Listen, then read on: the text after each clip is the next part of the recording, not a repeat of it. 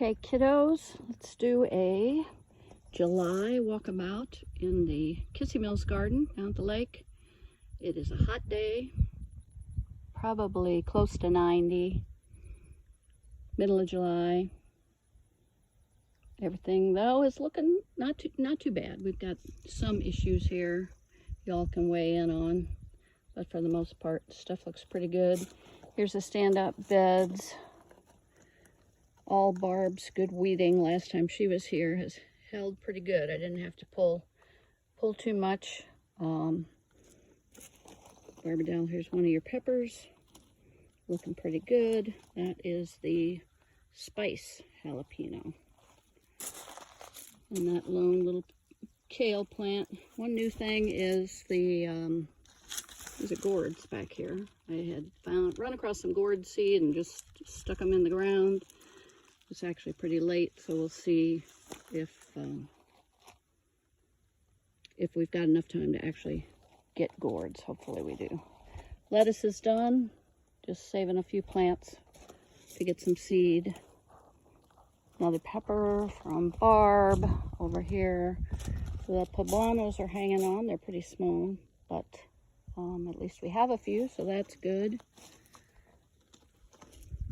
Nothing else too interesting. The cantaloupe are putting on. These are the French variety, so they're smaller. So I got 2 plants here. There's quite a few melons hanging on. Now the negative is, as soon as they get any close to ripe, the critters come out and eat them. So if I'm not here the instant that they start turning sweet to grab them, I will lose them. And then this is one thing I wanted to show everybody. We've got, this was just a leftover tomato plant I threw in here, and it appears that we've got critters just basically chewing them open and eating out the insides of the tomatoes, which I find fascinating. So not sure what that is, but needless to say, I'm not happy. There's couple in here that are getting ready to turn, so maybe we'll get them off the vine before whatever it is that's enjoying them decides to come in here. So then the tomatillos are doing pretty good, except for one plant. One plant, for some reason, is kind of bit the dust. I don't know why. This other plant here has quite a few hanging on, so that's awesome. This is a big Roma tomato. It's got a ton hanging off, so that's good. These beds here don't get any kind of irrigation. We don't have these on the drip system, but these have a lot of compost, etc., so they seem to do okay. And you can see I finally have some good zinnias, so I'm excited about that. And that's from seed I saved last year, so that variety reproduces pretty well. Okay, then over here we have, I'm excited, 2 more nice big cabbage to pick, so I'll probably pick those tonight or tomorrow.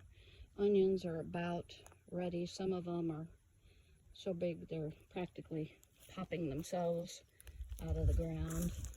Some nice basil. Here's some more of the Roma tomatoes, so I grow the Romas down here just because they can get ripe and stay on the vine a little longer, provided something doesn't eat them. So it works out to grow them down here when we're not here all the time. More peppers. The sunflowers have just gone crazy, and the fascinating thing is I thought I had planted mostly the big, huge mammoth sunflowers with the gray striped seeds, but what I'm getting are not those kind of sunflowers. So I'm not sure if the plant seeds were hybrid or if something else is going on, and these were more volunteers from, I also have grown the lemon queens in the past, and that's kind of what these look like. So that may be what's going on. Barb, here's the corn we planted, so it's coming up, so that'll be later corn. Potatoes are getting close to ready to dig. This bed of butternut squash looks tremendous. There's a bazillion squash in here, so that's pretty cool. Over here, I have a weird thing going on. So I planted spaghetti squash, but it appears I must have planted two varieties. There's the kind that comes on kind of the yellowish white, but then this kind is coming on too with more of a green pumpkin look.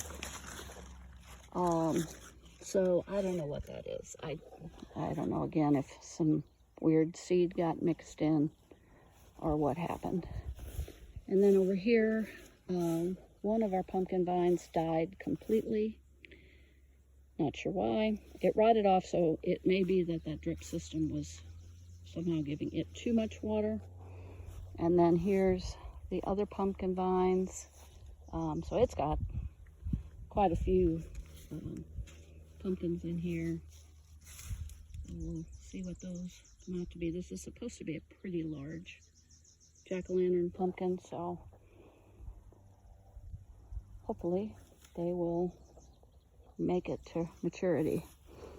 The blackberries are coming in now, so like gangbusters. The neighbors picked a bunch, made a bunch of jelly, so we've got tons, and probably pick those tomorrow before I head home. And David's gonna stay down here, so he'll pick again and see how much we get.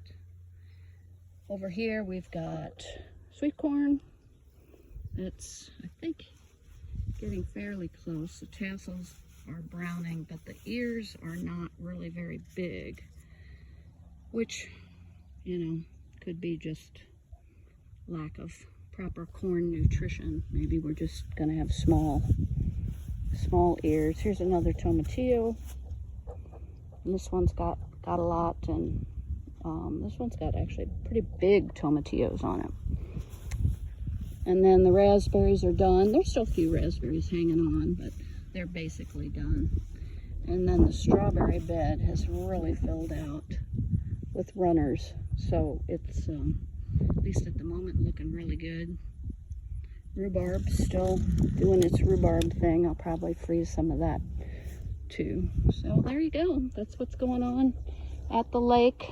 Not too bad. A couple odd things, some critters that are doing something and whatever else, but for the most part, considering the drought and the heat, things aren't looking too bad. See you later.